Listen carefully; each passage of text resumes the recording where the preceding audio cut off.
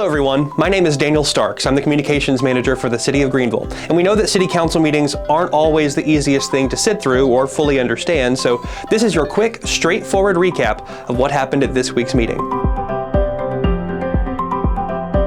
First, during the work session, Council heard a presentation on the city's annual audit. Now, the city received an unmodified opinion, or a clean opinion, which is the highest rating you can get.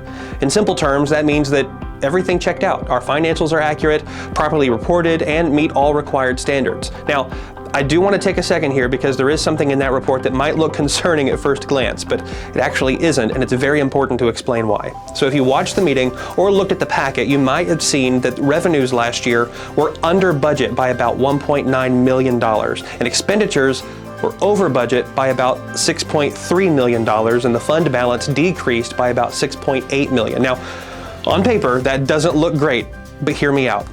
Last year, the city had several large capital projects underway, things like the sports park, the recreation center, and the new fire administration building, which, by the way, is about to open. Now, when projects like that happen, the funds for them are often placed into investment accounts, so that way they can earn interest over time. Now, the interest helps offset costs like change orders as the projects move forward. Now, the way it's supposed to work is that when payments are made for those projects, they're initially paid from the general fund and then reimbursed from those investment accounts. Now, during a transition period in the finance department last year, those reimbursements didn't happen right away like they normally would. So when the audit firm took their snapshot, it looked like the general fund had taken a huge hit, but in reality, the money was there, it was just sitting in those investment accounts and hadn't been transferred back yet. Now, those transfers have now been completed, but because of how it looked at the time, the auditors actually took a much deeper and more aggressive look at everything across the board. But even with that extra scrutiny, the city still received the highest possible rating. So again, even though it looked bad on paper, everything has been accounted for and the audit was clean. Now, moving into regular meeting, every item on the agenda was approved except for one, but we'll get to that. It all started with a proclamation from Mayor Ransom honoring Arbor Day, and on behalf of the Greenville City Council, he thanked Parks and Recreation Board and Department, as well as Keep Greenville Beautiful participants for their dedication to beautifying our community. He also encouraged all citizens and businesses to plant trees to promote the well-being of future generations. Now, to the agenda items, starting with infrastructure, Council approved 2 sewer improvement projects. One will replace about 500 feet of sewer main near Stonewall and Beverly, using a method that avoids tearing up the entire area. And the other will replace a roughly 1,100 feet of failing sewer lines, service lines, and manholes on Park Street. Now, these are areas where crews have seen deterioration, backups, and structural issues, so this is about fixing problems before they become bigger ones. Next, Council approved change order number 19 on the Sports Park and Reese Davis projects in the amount of $139,494. Now, this includes things like mechanical adjustments, technology installations, and other refinements as the projects move forward towards completion. As I mentioned last time, there was actually about $2 million baked into the initial proposal for this project, specifically for these change orders, because they're expected for projects this size, so no extra money is being spent that wasn't already expected. Council also approved a new agreement for cemetery mowing services with Earthworks Services in the amount of $184,330. Now, this ensures continued maintenance of our cemetery properties so that they remain safe, clean, and respectful spaces for families and visitors.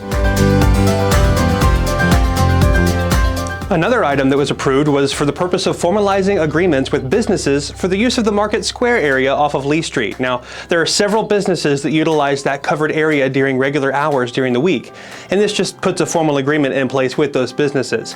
Keep in mind, when cities put agreements like this in place, it's not because they plan to do anything once the agreement is signed, but rather to have protection in case something happens in the future. For instance, if there were no agreement in place and the awning gets damaged by one of these businesses, then the city wouldn't have any protection. That being said, we have no worries about the awning, and we're very happy our local businesses are able to utilize that space. Now, the one item that was not approved was an update to the city's classification and compensation policies. It wasn't denied either, it was just postponed to a later date.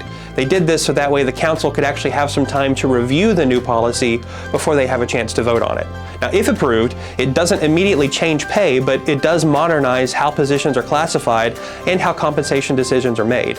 Now, the goal here is to improve transparency, ensure fairness across departments, and help the city stay competitive when it comes to hiring and retaining employees. After executive session, the council also approved 2 easement agreements to continue work on our dual water line project. Now, this included a purchase agreement for 5 different easement parcels across town, totaling a little over $119,000. Now, the money was already factored into the budget, so it's not any excess expense that we weren't already counting on. This project creates a contingency between our reservoirs north of town, our current water treatment plant north of town, and a new water treatment plant that's in the works south of town. Now, this will ensure there's no interruption to our water treatment process if one of our plants has to go offline for maintenance. It's incredibly important as our town continues to grow. There were also a few other standard items approved through the consent calendar, including meeting minutes and ongoing service agreements and such, but otherwise, that's your quick recap of this week's City Council meeting. As always, if you ever want to take a deeper look at any of these items, you can find the full agenda and supporting documents at greenvilletx.gov. And remember, I'm not the maker, I'm just the messenger, so if you've got any comments or concerns, come see us at the next City Council meeting on April 28th at 6 p.m. at City Hall, and there will be a time to voice them. Thank you for watching, and I'll see you in a few weeks.